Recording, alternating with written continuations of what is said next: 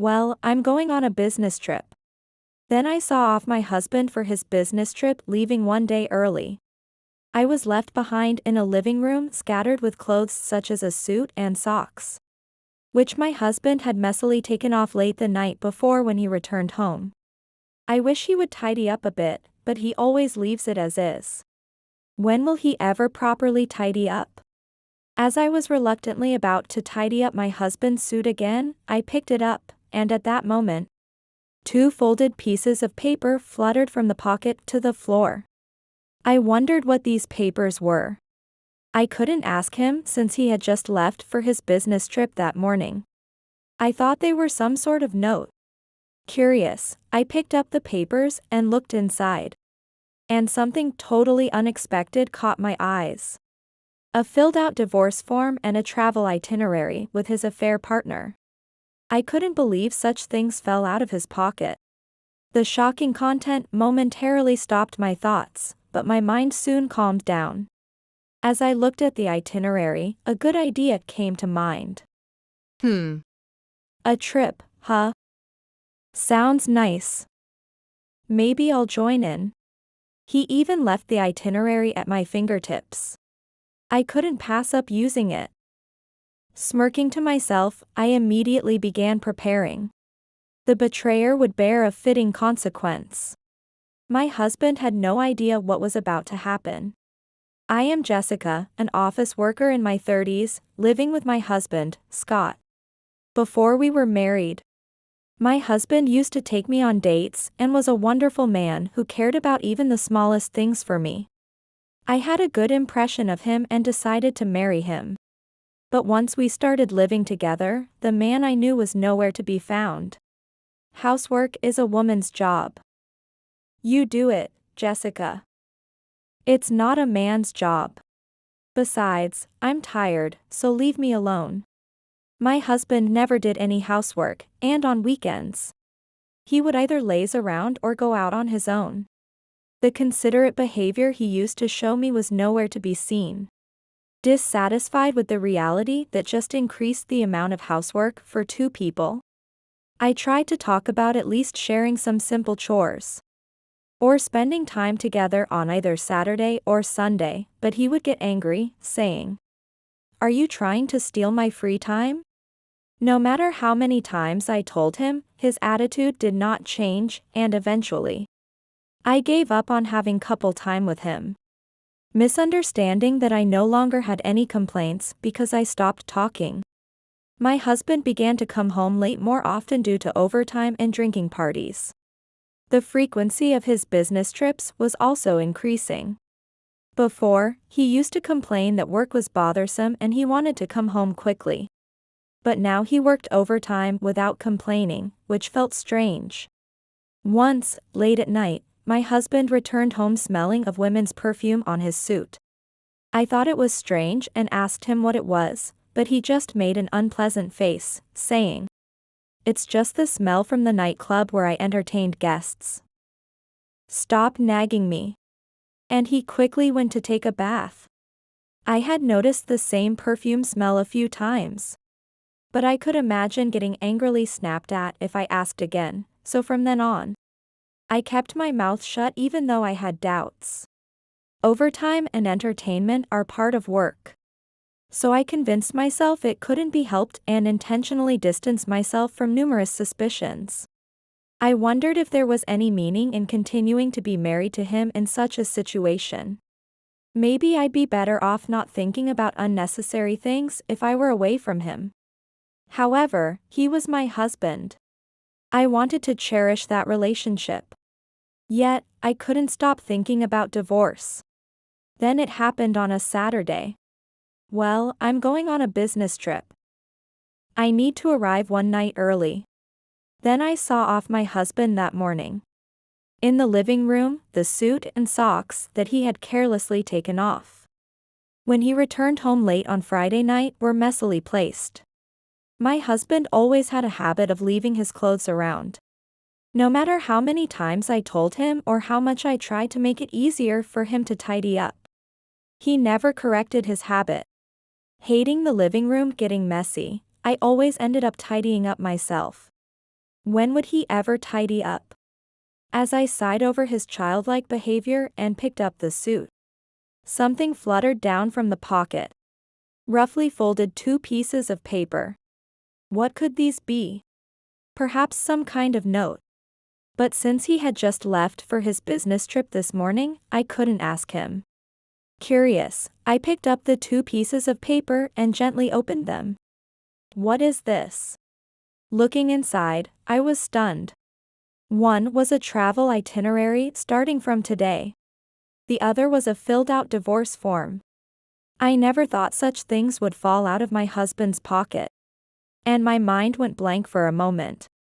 On the itinerary, in round female handwriting and my husband's handwriting, detailed plans were written. In the margins, there were flirty exchanges with some hearts like, "Scotty, I love you," and "Me too." Were they middle schoolers flirting? I couldn't bear to look at their exchanges. In shock from the betrayal, I inadvertently crumpled the travel itinerary in my hand. The scent wafting from the paper was the same as the perfume that had been on my husband's suit. He was indeed having an affair. The recent increase in his overtime and drinking outings, the frequent business trips, and the times he came home smelling of perfume all made sense as the results of his actions with his lover.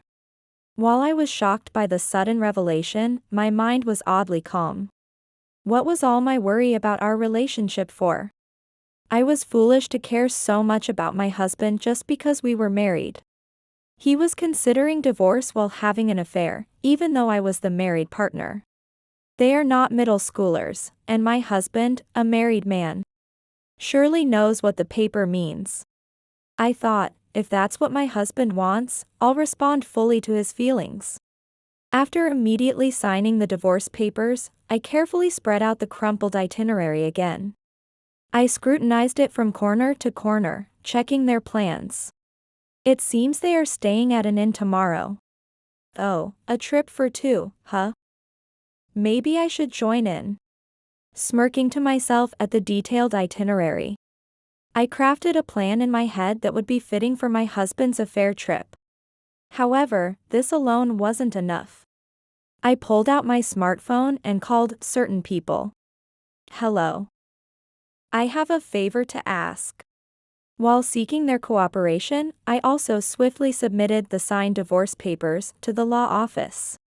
I had no intention of forgiving his behavior and betrayal. I was determined to get my revenge in the best way possible and prepared for the following day. And on the following day, together with the 2 certain people I had called, I headed to the inn where my husband was to stay that day. It was a tastefully quiet, calm inn. Since getting married, I had never gone out with him, let alone stayed together at an inn. According to the travel itinerary, there was still some time before my husband's arrival. Since the inn also offered a day spa, I decided to soak in the jacuzzi and relax my body until he arrived. How nice to enjoy this before my husband. I wondered if my husband would even have the chance to enjoy himself now. The soothing waters seemed to melt away my grievances against him. Warmed up, I waited for my husband's arrival with certain people in the lobby. It should be about time. The next moment I looked at my watch. My husband entered the inn through the entrance. Next to him was a woman who seemed to be his lover, arm in arm with him. However, before I could act, the 2 people beside me, seeing my husband, rushed towards them with fierce expressions. "Scott, what on earth are you doing? I'm so disappointed in you, doing such stupid things." My husband flinched as the 2 suddenly appeared and expressed their anger. "Dad? Mom too, why are you here?" His surprised voice echoed in the lobby. Actually, the people I had called right after discovering the affair were my in-laws. When I obtained the travel itinerary with the affair partner, I asked them if they would join me in a plan to discipline my husband. Apologizing to me, saying they were truly sorry, and being deeply angry about my husband's affair, they readily agreed to come to the inn. My husband was visibly shaken as I approached him with a smile. Oh, isn't that Scott? What a coincidence. This is where you're staying for your business trip, huh? It's a really nice inn. J. Jessica. Catching sight of me, my husband was speechless. It was impossible for me to be there. That was the look on his face. Ignoring his stunned expression, I pointed at the woman still arm in arm with him. Hey, who is this woman next to you? My husband was taken aback by my question. His eyes darted around, and with a strained smile, he answered nervously. Oh, just a colleague. Since it's a business trip, naturally we're together. Really? Arm in arm with just a colleague? You must be very close. Almost like lovers. With a sweet smile, I pointed out the forced excuse. In a panic, my husband tried to shake off the lover's hand. But she clung tightly to his arm, unable to let go. Next to my clueless husband, the lover twitched in response. Despite her cute appearance, she glared at me with a growling voice. Could it be, are you Scott's wife? Yes, I'm Scott's wife. The lover recognized me as the wife and suddenly shrieked nastily, calling herself Katie. You're the bitch who won't agree to divorce? Just break up already. Scotty doesn't like you anymore. He only loves Katie. How shameless can you be, causing so much trouble? What did she mean by not agreeing to divorce? Probably my husband had told her something, but it no longer mattered to me. We're dating. So, the pest should just divorce quickly and disappear from Scotty's life. Scotty is going to marry Katie. She laughed triumphantly, blatantly admitting to being the lover. My husband tried to deny it, saying that's not true, but it was too late. I had all but obtained the evidence. Apparently, my husband intended to marry the girl next to him. I decided to tell her the truth. Don't worry, Katie. I have already submitted the divorce paper yesterday. So, surely within a year, Scott and I will no longer be husband and wife. With a refreshed expression, I informed her, and she jumped for joy. Really? Then I can always be with you, Scotty. She rubbed her cheek against my husband's arm and looked at him happily. However, my husband's demeanor was different. Divorce. Are we really going to divorce? Despite the lover's intense gaze, my husband muttered in disbelief. I nodded emphatically, affirming the truth. Yes, it's true. It's fine, right? Since you're going to marry Katie. Wait, the divorce was a joke, right? It's a lie, right? My husband approached me unsteadily. Scotty? Why are you so flustered? What do you mean by a lie? What should have been happy news about being able to marry was disrupted by my husband's apparent shock at the divorce. The lover felt the oddity as my husband tried to approach me, pulling on his arm to hold him back. She questioned him sharply, but my husband, dazed, did not respond. You signed the divorce papers in front of me, right? You said you only wanted Katie, right? You said you wanted to divorce quickly and marry me. Why are you shocked about the divorce? The lover berated my husband, but he ignored her shouts, forcibly shook her off, and grabbed my arms, pleading. Jessica, can you explain what's going on? I can't keep up, let's talk. Is there really anything left to talk about now? Katie has just told me everything about your feelings. It's good for you, isn't it? You can get divorced from me and marry Katie. Please, I'm begging you. Let's talk, just this once. My husband, clinging desperately to me, pressed in. His pathetic state seemed to cool my warmed body. Watching him, my in-laws sighed deeply and pulled him away from me by the back of his neck. Enough is enough, it's pitiful. Continue this at home, understood? With anger in his voice, my husband finally closed his mouth. We couldn't bother the inn any longer. So we decided to pay the cancellation fee and discuss further at my in-laws' house. While the lover, not wanting to leave the inn because she had come all the way, whined about wanting to stay, my husband calmed her down and sent her home, leaving just my husband, me, and my in-laws for the discussion. My husband shrank under the cold stares of the three of us. For my husband, it was like being in hell. I was the first to break the silence, explaining how I found the itinerary and divorce papers falling from his suit pocket as I tried to tidy it up, and how I signed and submitted the divorce papers to the law office. My husband was sweating profusely, his face tormented. When did you start cheating? That is? He hesitated, and seeing him fall silent even now made me lose my patience. I reached out my hand towards him. Show me your phone. Now, I demanded without letting him object. Reluctantly, he unlocked his smartphone and handed it over. And I immediately checked his messaging app. The app was full of flirty exchanges, just like those written in the itinerary. Just looking at them was infuriating. But I managed to keep my cool as I scrolled back through the history, and discovered their relationship had been going on even before we got married. Truly the worst kind of husband. He must have been enjoying his time with his lover all along. However, it was my mother-in-law who was more furious than I after seeing the smartphone. What on earth are you doing, even though you have Jessica? Explain yourself properly to her. Furious, my mother-in-law slammed the table, causing my husband to cringe. He started to speak in a trembling voice as he awkwardly looked at me. It was just supposed to be a division of roles. Jessica is good at housework but nagging.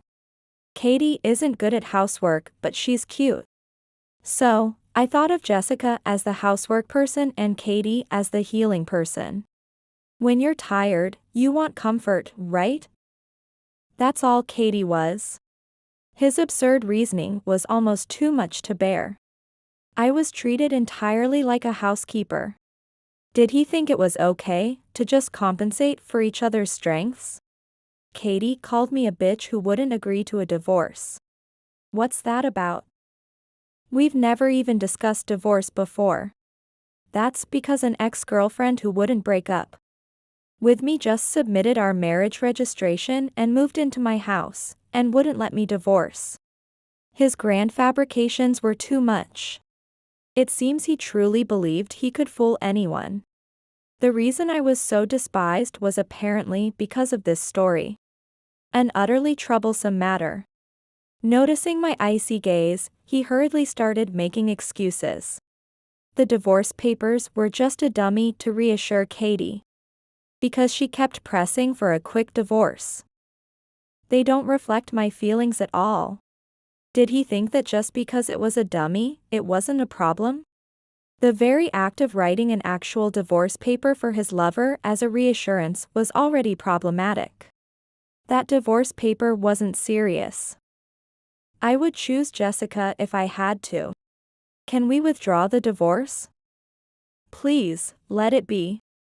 My husband knelt on the floor and continued pleading, looking down. I squatted down in front of him as he lifted his head. Look up, Scott. Jessica. He hesitantly raised his face and I smiled kindly at him. Seeing my smile, he seemed truly relieved and reached out his arms to embrace me. Who did you say was the housework person? Do you think anyone wants to be by the side of a husband who thinks of his wife that way? I coldly spat the words at my husband's face. It seemed he hadn't expected such a response. He froze, hands still outstretched, his body tense. Now that he had labeled me as just someone to handle chores, there was no reason for me to go back to being his wife. I will never retract the divorce. Why don't you have Katie, your healing person, heal the wound of divorce? Goodbye. I could never forgive him. Disgusted by my husband's naive hopes, I left his parents' house without looking back at him as he crumbled. The following day, my husband called me. It turned out that rumors of his affair had spread throughout his company. In fact, when his affair came to light, I had checked with his company about his supposed business trips just to be sure. I thought no one would be at the office because it was a weekend. But as it happened, an employee who was working that day answered the phone. Since there was no business trip, I hinted at his affair by saying to the curious employee, "He often disappears saying he's on a business trip." Perhaps because of that, by the time my husband went to work, rumors of his affair had already spread widely. Moreover, it turned out his lover worked at the same company. And their coinciding days off and the suspicious atmosphere when they were alone together fueled the rumors that she was his mistress. People were whispering he lied to his wife about going on business trips. And from that day, both my husband and his lover were subjected to disdainful looks. The company is buzzing with rumors about me and Katie. You called the company, didn't you? Do something about it. It's unbearable. It didn't have to go this far. On the phone, my husband complained bitterly. I hadn't explicitly told his company that he was having an affair. It was their own suspicious behavior that had led others to suspect them. You reap what you sow, it's all your own doing. Good luck. I sharply rebuked him and hung up the phone, cutting him off. Later, I demanded property division from both my ex-husband and his lover. My ex-husband paid from his savings, and since his lover, who was reckless with money, didn't have enough saved, her parents ended up covering it, so I successfully received the money. The story of my ex-husband's affair reached the upper management of his company, and an investigation ensued. During the investigation, they checked the dashcam footage in the company car he was using, which apparently showed the two of them in an intimate act. He should have known it was there, but it seemed my husband was also not the brightest. After that, both were fired from the company. Being fired prompted the lover to strongly press my ex-husband for marriage. Whether it was because she became annoying, my ex-husband ended up dumping her. However, this led her to become a stalker. She frequently contacted him. And even after he blocked her on messaging apps and made it impossible to contact him, she started visiting his house. He changed apartments once out of desperation, but she found him quickly. No matter if he stayed inside, she incessantly rang his doorbell day and night, continuing until he opened the door. Eventually, the lover filed a marriage registration without his consent and moved into his house. It was exactly the false story he had created, which made me laugh. He called me. I can't stand Katie anymore, please help. Isn't it great that your healing person has become your new bride? Good luck. And I hung up. Why did he think I would help him? I immediately blocked his number, stopping any further contact from him. Finally feeling relieved that my relationship with my ex-husband was over, I thought maybe I could take a break from romantic relationships for a while. Deciding to focus more on work than romance for the time being, I am now working diligently.